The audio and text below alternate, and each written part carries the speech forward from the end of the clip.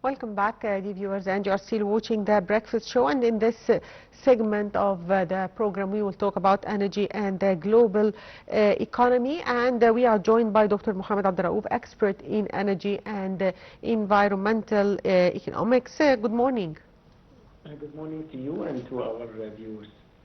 So, Dr. Mohamed, to what extent do energy prices affect the global growth and inflation rates, and do you expect that prices will improve and decrease after the announcement that a peace deal was reached between Iran and the United States and the reopening of the Strait of Hormuz?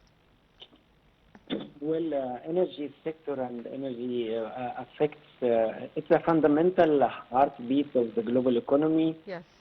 Directly affecting and driving the productivity, transportation, and industrial output, but also heavily dictating inflation and corporate responsibility. When energy prices are stable or falling, global economic growth accelerates.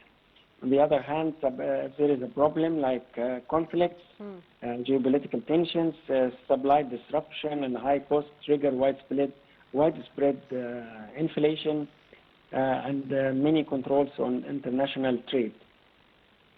So I expect after reaching deal, prices will come back to normal before early February, before the war started.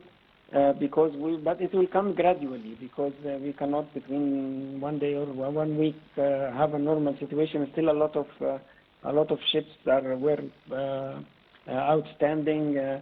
Getting back to normal trade and normal prices will take maybe around 6 months to stabilize. But it's a good sign for the international economy. Otherwise, we could have faced the very severe consequences on all fronts of economy, prices, inflation, jobs, and so on. So, sir, what are the most prominent challenges facing energy markets in the current phase? Of course, the most important challenge is the intense geopolitical tensions, because this is specifically affecting shipping disruptions in critical points like Strait of Hormuz and Red Sea.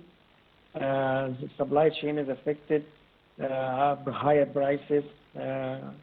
This will lead to immediate supply crunches, high global interest rates, and also increase the capital of building new large-scale traditional and renewable alternatives. Both of them are affected.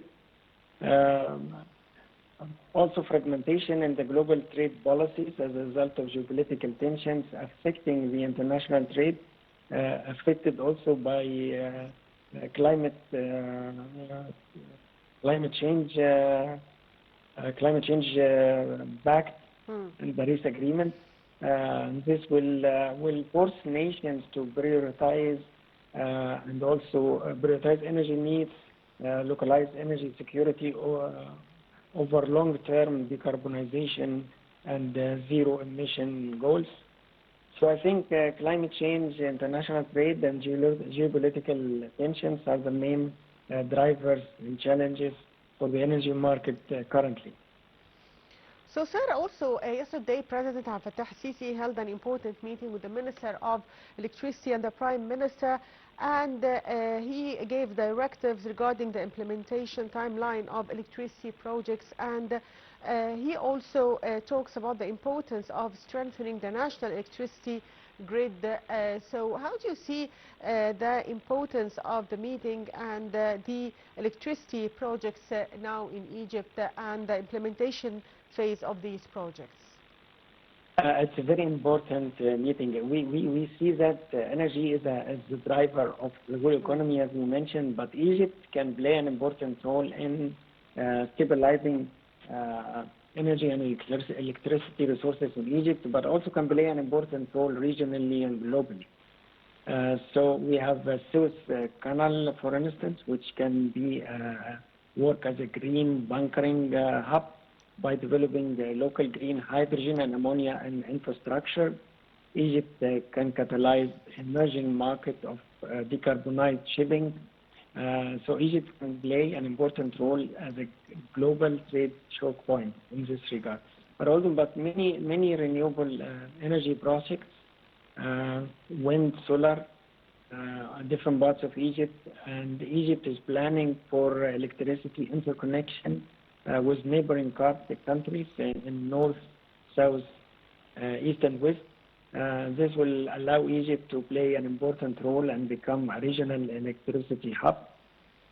For traditional fossil fuels, Egypt also plays an important role because natural gas and LNG, Egypt can collect domestic and Middle East and Eastern Mediterranean gas and process it in EDCO and Damietta LNG terminals. So Egypt can play an important role in LNG processing and exportation. But also by developing these green technologies, green energy technologies, it can attract different capital from international market. We now have investment bank, many international funders put their money according to social and environmental criteria in a green energy project. So it's very important for Egypt to work on all fronts of traditional like LNG, wind and solar, ammonia and hydrogen. Don't put all your eggs in one basket, but also it can play an important role as an energy hub in the Middle East. So, sir, also, what opportunities do new energy projects and green investments offer to attract investments? As I mentioned, many international banks and World Bank, supervision funds, there are many restrictions as a result mainly of climate change pact and Paris Agreement. This will are pushing and incentivizing different countries to energy transition toward green energy sources like wind and solar, hydrogen, and so on. Yes, I'd like Dr. Mohamed Abdel.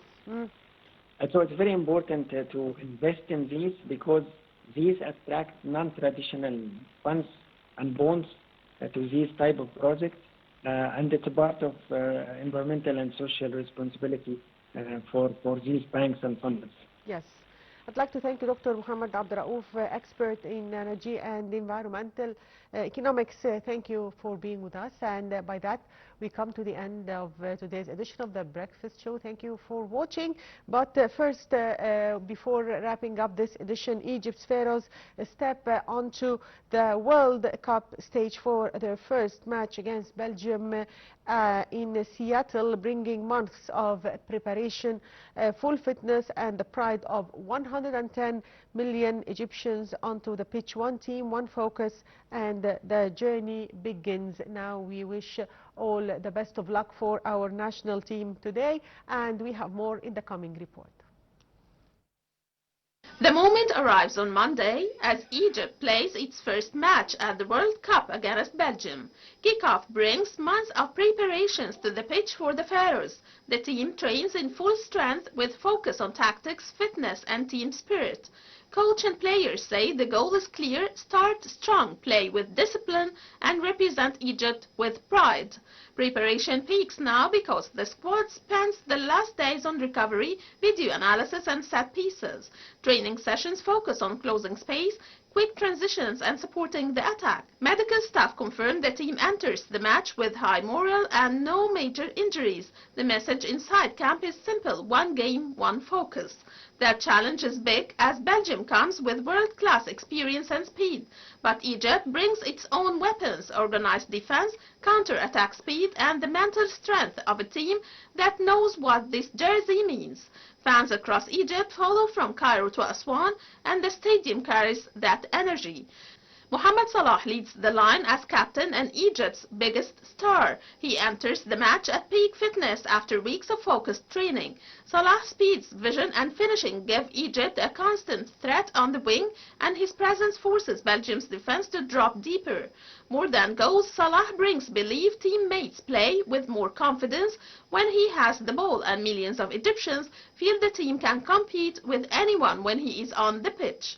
This is more than a match. It's pride, it's belief. It's Egypt stepping onto the world stage with 110 million hearts beating as one.